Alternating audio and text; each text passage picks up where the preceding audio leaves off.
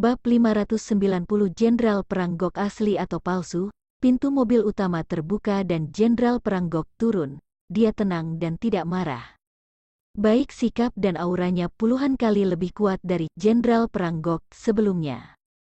Jericho bergegas menyambut, "Selamat datang Jenderal Perang Gok." Pihak yang mengejutkan semua orang adalah Jenderal Perang Gok tidak ragu untuk menamparkan Jericho. Tamparan ini menjatuhkan Jericho ke tanah dan berguling. Ada keributan di antara kerumunan. Ada apa? Bukankah Jenderal Perang Gok adalah tamu terhormat yang diundang oleh Jericho? Untuk apa dia menamparkan Jericho? Kepala Jericho berdengung. Sialan, jangan-jangan masalah Jenderal Perang Gok palsu sudah ketahuan. "Jenderal Perang Gok, kenapa Anda memukulku?" tanya Jericho pura-pura bingung. "Pukul kamu? Membunuhmu tidak cukup untuk menenangkan kemarahan warga sipil," dengus Jenderal Perang Gok. "Bawa orangnya." Pintu mobil di belakangnya terbuka dan dua tentara datang dengan seorang pria cacat. Melihat pria cacat itu, Jericho menjadi gelisah dan aroma urin. Jericho ketakutan hingga buang air kecil. Pecundang itu bukanlah orang lain. Dia adalah tentara bayaran yang dikirim oleh Jericho untuk membunuh Reka beberapa hari yang lalu, Rocky. Tulang punggung Rocky dipatahkan oleh Reca, sekarang dia tidak bisa bergerak kecuali kepalanya. Selama ini, Jericho menganggap Rocky mengkhianati dirinya. Tetapi dia tidak pernah menyangka Rocky akan jatuh ke tangan Jenderal Perang Gok. "Persetan, lebih baik kamu mati daripada jatuh ke tangan Jenderal Perang Gok." Kolusi dengan tentara bayaran adalah kejahatan besar. "Hotline adalah tempat terlarang bagi tentara bayaran," ujar Jenderal Perang Gok.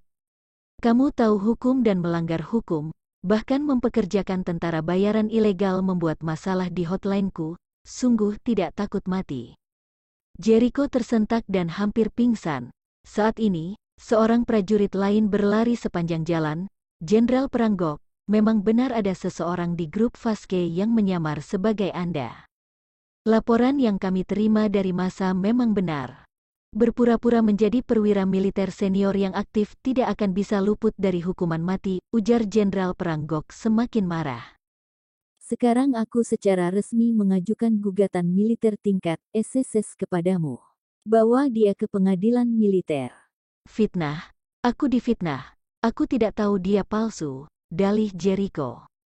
Sebelum selesai berbicara, seorang tentara memukulkan gagang senjata ke belakang kepala Jericho dan membuatnya pingsan. "Segera segel grup Vasque," perintah Jenderal Perang Gok memandang grup Vasque dengan dingin. "Semua orang yang berkaitan dengan grup Vasque harus diselidiki secara menyeluruh. Jika kutemukan mereka terlibat dalam kegiatan ilegal Jericho, tidak akan dimaafkan." Pengusaha terkenal yang datang ke upacara pembukaan runtuh satu demi satu. "Persetan, bahkan jika mereka tidak bersalah dan diawasi oleh Jenderal Perang Gok akan berdampak besar pada masa depan mereka." Jericho. "Sialan, mencelakai mereka semua." Di antara kerumunan, Astina yang paling responsif.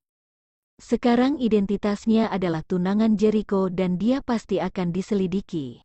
Mana bisa dia melewati penyelidikan ini? Jericho mengeluarkannya dari penjara sebelum hukumannya berakhir. Keluarga Mashita sangat putus asa.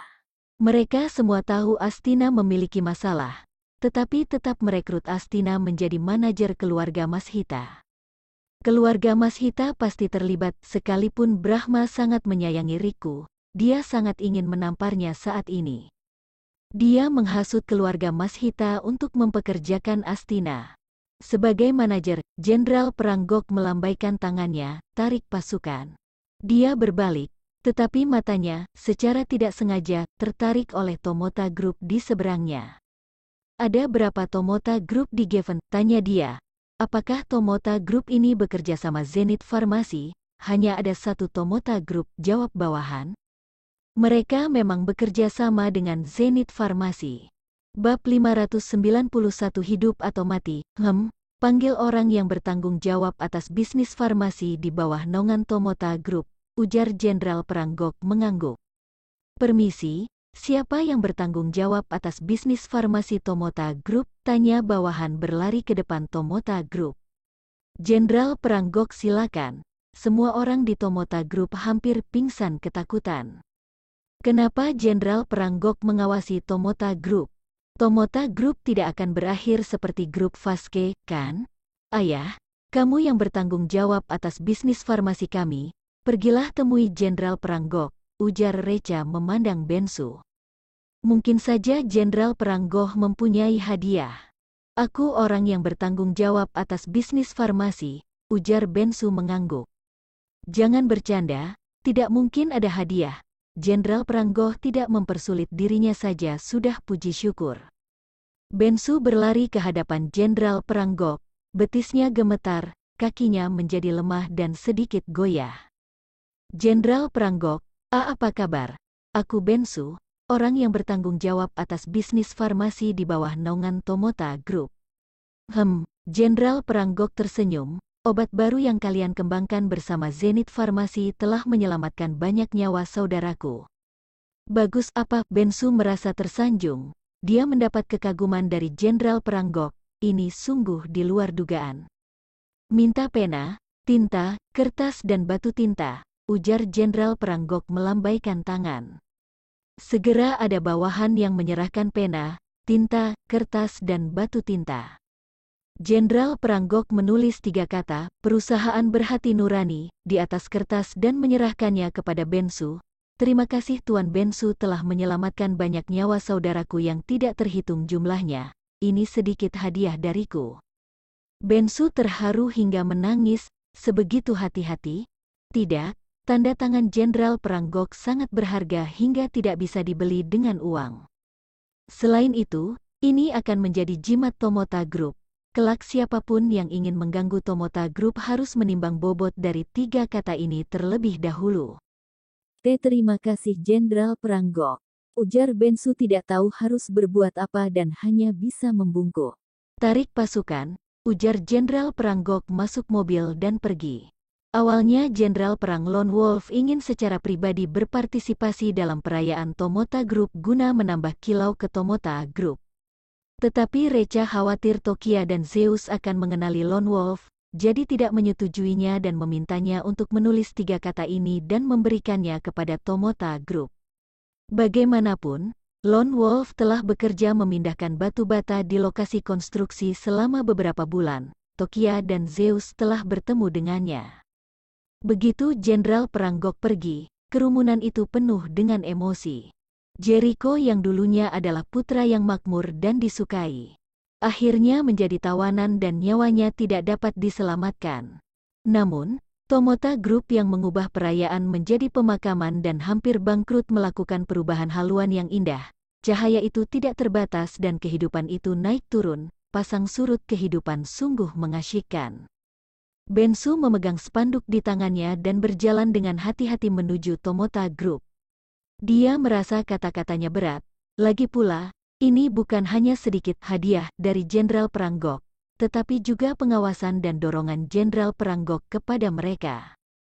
Kerumunan penonton menyambut 3 kata itu dengan sangat hormat, meski tulisannya tidak cantik, tetapi kuat, hanya karena itu berasal dari tangan Jenderal Pranggok. Reca memandangi ketiga kata itu sambil melengkungkan bibirnya dan merasa tidak puas.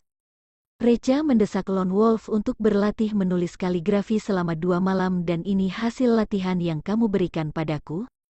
Tidak sebaik siswa sekolah dasar. Avril, ayo pergi pasang tulisan ini, ujar Bensu kepada Avril, kelak ini akan menjadi pusaka keluarga Mas Hita. Avril menerima kaligrafi itu dengan hati-hati, bahkan lebih hati-hati daripada menggendong bayi yang baru lahir. Kelak keluarga Mas Hita bisa terbang sukses atau tidak tergantung dari kaligrafi ini. Bensu pergi bersama Avril. Tokia sudah meneteskan air mata sejak awal karena terlalu bersemangat. Bab 592 melihat harapan awalnya.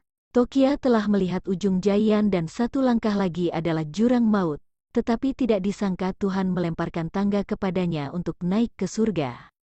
Tokia, apa yang kamu tangisi? Hari ini adalah hari yang bahagia, ujar Recha tersenyum sambil memeluk Tokia. Iya ya, hari adalah hari yang bahagia, jawab Tokia tersadar. Saudara-saudara semua, ayo bekerja dan perayaan akan berlanjut. Kerumunan segera menjadi sibuk, situasi menjadi hidup dan ramai. Lagi, para pengusaha terkenal yang awalnya mendukung grup Fazke berbondong-bondong datang ke Tomota Group. Tomota Group yang sekarang mendapat pengakuan dari Jenderal Pranggok. Jika mereka dapat bekerja sama dengan Tomota Group pasti bisa memenangkan hati Jenderal Pranggok, dan mungkin saja Jenderal Pranggok akan senang dan tidak jadi memintai pertanggungjawaban mereka karena mendukung grup Fazke. Pengusaha besar Asosiasi Empat Lautan di seluruh dunia mengepung Tokia. Tomota Group adalah bisnis berhati nurani di kota Geffen. Bos Tokia, hebat. Bos Tokia, kelak kota Geffen akan mengikuti jejak Tomota Group. Nona Tokia, aku memiliki pesanan 2 miliar, tidak tahu apakah perusahaanmu tertarik? Nona Tokia, aku memiliki pesanan 4 miliar, aku harap Bos Tokia bisa menerimanya. Tokia mengetahui prinsip harmoni menghasilkan uang, jadi dia melupakan semua kejadian masa lalu dan menerima semua pesanan ini. Selain itu Tomota Group akan go public dan itu semua tidak lepas dari dukungan orang-orang ini, melawan mereka hanya akan melukai diri sendiri. Brahma mengumpulkan keberanian untuk mencari Dakota. Sekarang, seluruh komunitas bisnis di kota Geffen dan bahkan Asosiasi Empat Lautan yang berpengaruh di Provinsi Omada telah bergabung dengan Tomota Group. Jika dia tidak bergabung dengan Tomota Group, dia akan diasingkan, keluarga Mashita akan tamat. Hanya saja, sebelumnya dia mengusir Dakota dari keluarga Mashita dan juga menggertak Tomota Group, tidak tahu apakah Tomota Group akan menerimanya atau tidak. Ayah, Dakota, sebelumnya kakek yang salah sampai membuat keputusan begitu bodoh, ujar Brahma merasa bersalah kepada Dakota. Dakota, kembalilah, keluarga Mashita membutuhkanmu. Dakota sangat senang saat ini. Dakota menderita selama bertahun-tahun di rumah Mashita dan ini adalah pertama kalinya keluarga itu menundukkan kepala untuk meminta maaf kepadanya. Akhirnya merasa lega, ketika tidak membutuhkan langsung mengusir orang bahkan memaksa untuk mati, begitu membutuhkan memohon untuk kembali. Di dunia ini mana ada hal sebaik itu. Tidak perlu kakek. Aku bekerja sangat baik di Tomota Group dan tidak ingin mengganti pekerjaan, ujar Dakota dengan dingin. Lagi pula untuk apa aku kembali, makan doang, wajah Brahma memerah. Sebelumnya dia mengatakan Dakota hanya makan saja di keluarga Mashita. Ayah, Dakota, kita ini satu keluarga, kamu tidak mungkin melihat tanpa membantu, kan? Lanjut Brahma terus memohon. Tanpa kamu, keluarga Mashita akan selesai. Bagaimanapun, keluarga Mashita merupakan kampung halaman tempat kamu dilahirkan dan dibesarkan. Kakek, aku tidak memiliki status dan pekerjaan di rumah keluarga Mashita sekarang. Kamu menyerahkan semua bisnis yang aku tangani kepada Astina. Tidak ada gunanya bagiku kembali, ujar Dakota melirik Riku. Brahma mengerti maksud Dakota melirik Riku. Dia berbalik dan langsung menamparkan Riku. Riku, masih tidak cepat berlutut untuk kakak sepupumu, aku mempekerjakan Astina, karena mendengar fitnahmu, kamu adalah pendosa keluarga. Riku takut bahkan kentut saja tidak berani, dia hanya bisa berlutut dengan patuh. Kelak dia yang ingin makan dan hidup enak atau menjadi pengemis jalanan, semuanya tergantung pada suasana hati Dakota. Riku, dulu kamu ingin membunuhku. Dengan sujudmu ini kamu berharap agar aku memaafkanmu, mimpi saja, ujar Dakota dengan dingin. Dakota, benarkah katamu, dia ingin membunuhmu dan bukan kamu yang mencelakainya? Jantung Brahma berdebar. Kakek, apakah aku orang seperti itu di hatimu? Ujar Dakota tersenyum sedih. Manusia itu tidak boleh dimanjakan, karena akan dimanjakan menjadi binatang.